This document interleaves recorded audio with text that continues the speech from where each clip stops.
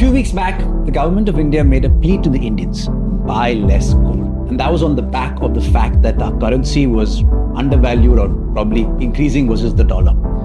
What was the reason behind that plea? Well, one of the big reasons behind that plea is we buy more gold in India than compared to US, UK, Japan, and a few other countries.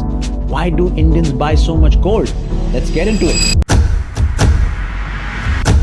Absolutely mind-blowing for me, Sid, to think about the fact that gold has become such an important element for Indians, households, and it's an emotional thing, right? It's far more than a financial instrument for Indians. Let's find out more about why this is happening. So I'm a Keralite. I have immense relationship to gold. One of the first experiences that I have in every Keralite household, there is a puja room. And in that puja room, the god or the goddess is adorned with gold. There are festivals in Kerala. The Happy New Year festival in Kerala is called Vishu. It happens in April. We are made to wake up at 5 o'clock before the sun rises. Our eyes are kept shut and it's taken into the puja room. And the entire puja room is adorned with the color yellow. Really? Be it the lamp, be it the fruits, and of course, a lot of gold. So yes, we Indians buy a lot of gold. And one of the reasons why we buy a lot of gold is, I think, a large part of our understanding of gold, while it's emotional, we'll get into it, is also pure functional. It is a way for us to save money.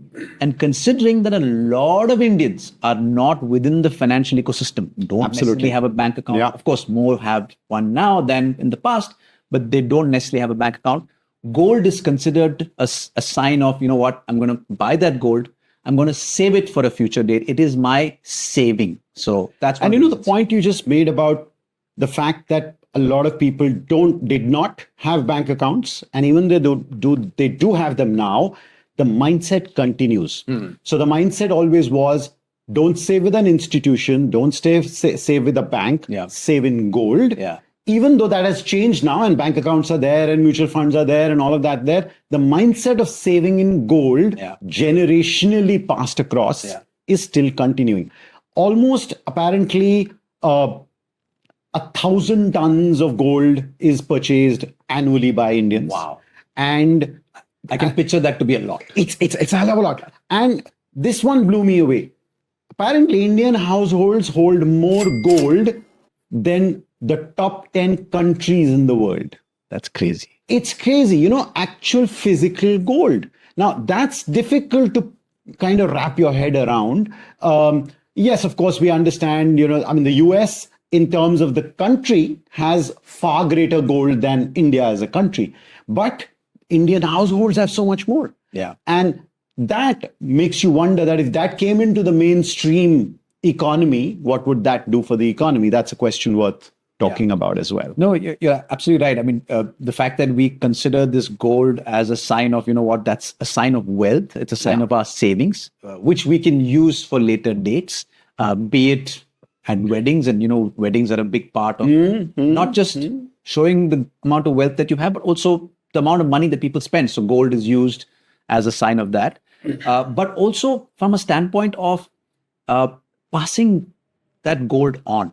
Inheritance. Yep. It's a sign of inheritance. So here's my savings and here's the gold that I passed on. Yeah. And that gets passed on. It's very interesting. We don't buy a lot of gold. And sometimes we, get gold coins as a gift for whatever reason. And we've kept that gold coins. And every time when we do some spring cleaning in the house, there's that gold coin. We're wondering, what do we do with it? We don't even know the value of it. So you know what? We'll just give it to our kids when they pass on. So it's almost a cultural baggage in my head. So, that has to pass on. So keep it. And that has to pass on. So yes, it is a financial instrument in many ways. Whereas in the other parts of the world, it's a luxury, it's an ornamentation, it's an indulgence. But in India, it's a financial instrument. When I was reading up for this discussion, Sid, I read this interesting line somewhere which said that, weddings are the world's largest gold distribution network. Say that again. So, weddings are the world's largest distribution network for gold. Interesting. And it's recurring. right? It's not like you buy gold once for a wedding and in the family, that's it. Every time you have a wedding, some of the gold gets recycled into jewelry, etc., etc. But it is an ongoing requirement, demand network for gold. And as you and I are both aware, it's not just the affluent. It may be less, but as much gold is by income parity bought by all households across income segments in India. And that is what makes the demand for gold so high in India, because the pyramid is massive. It's just huge.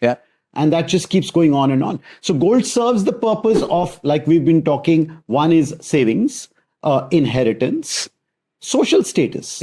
Because if you're getting married, married is one. But other than that, during Diwali, we were talking about Diwali the last time we were chatting.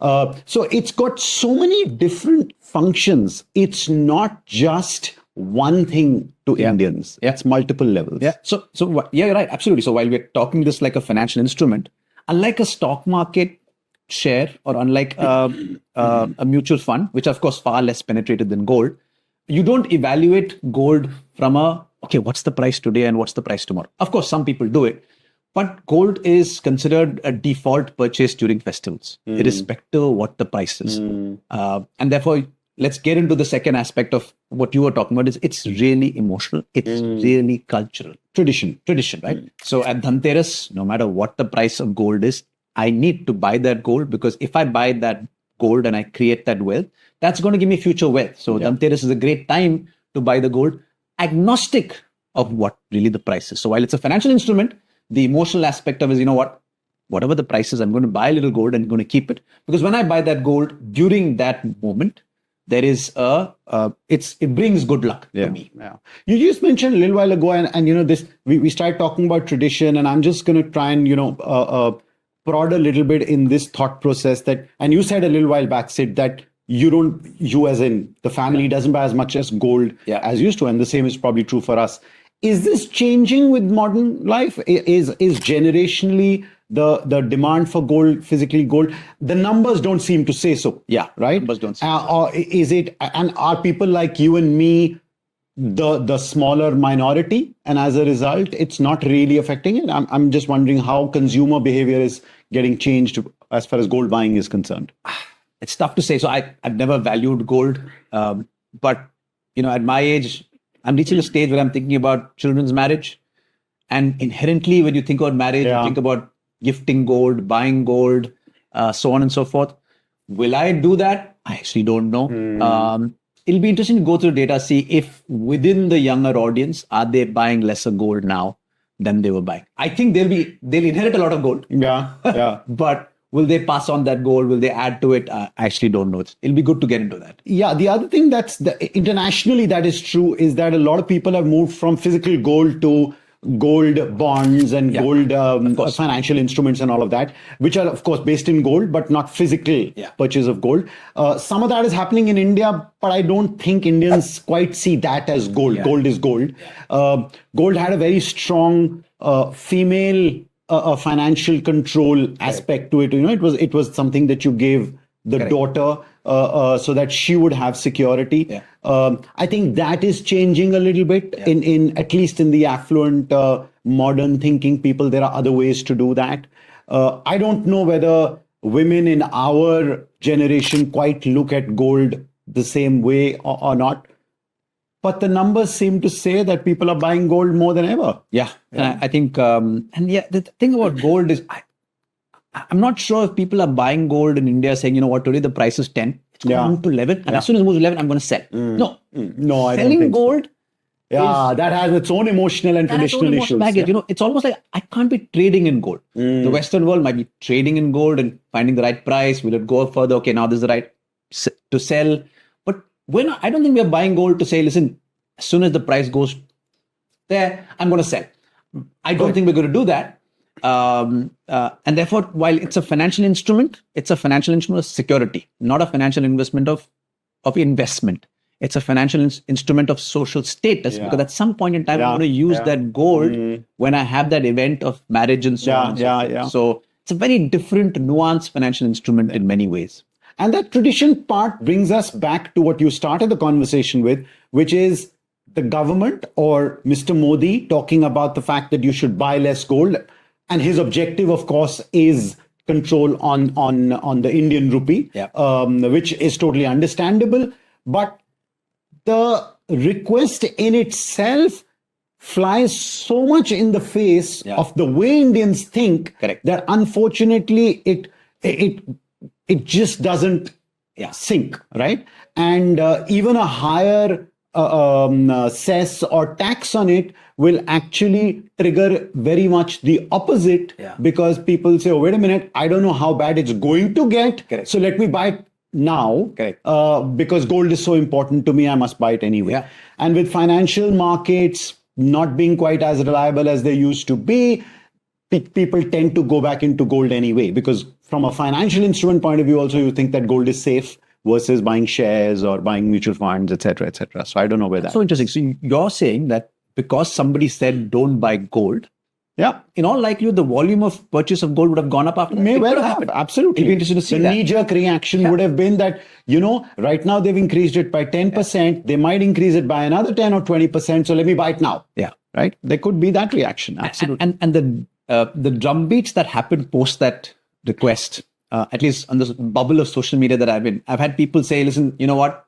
I'm going to work from home now because I don't want to Yeah, consume the yeah. oil. You know what? I'm going to not do international trips because you know what? As a country, we need to sort of Save forex, save oil, save all that stuff. But nobody went out and said, listen, I'm not buying gold. Nobody Yeah, said that. yeah, yeah. Right? Because that's almost sacrilegious in many ways in India. I didn't see a single post about saying, listen, I'm not going to buy gold. Yeah. What do you think? Yeah. I mean, I think that's one is you don't want to be seen to be saying that, Yeah. right? Because it's such a strong vein of tradition, thought process. It's just not something people would say, right? Whether they would do it or not is, and again, it really depends on and we've had this conversation in the context of other consumer behavior related to what you can defer as a purchase and what you can't. If you've got a wedding in the family, Yeah. you are going to buy lots of gold. That's the way it is. You're not going to say, you know what, wedding in the family, forex issues, you may cut down somewhere else, but the gold has to be bought because that's the way it works. Interesting. Great conversation. I think we've had interesting thoughts here. Yeah, and this brings me back to the point of the gold distribution and the gold exchange. Just to go back to a jeweler and exchange your gold, I wonder if that happens in the rest of the world.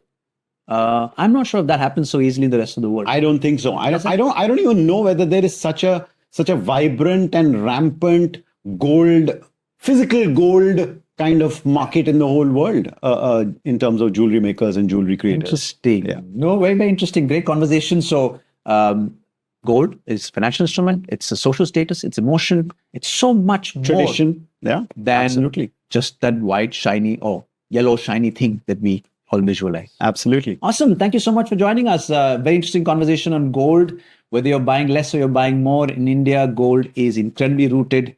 And we found out many reasons for that. So thank you for joining us. We look forward to hearing your comments and we'll see you in the next episode. See you soon.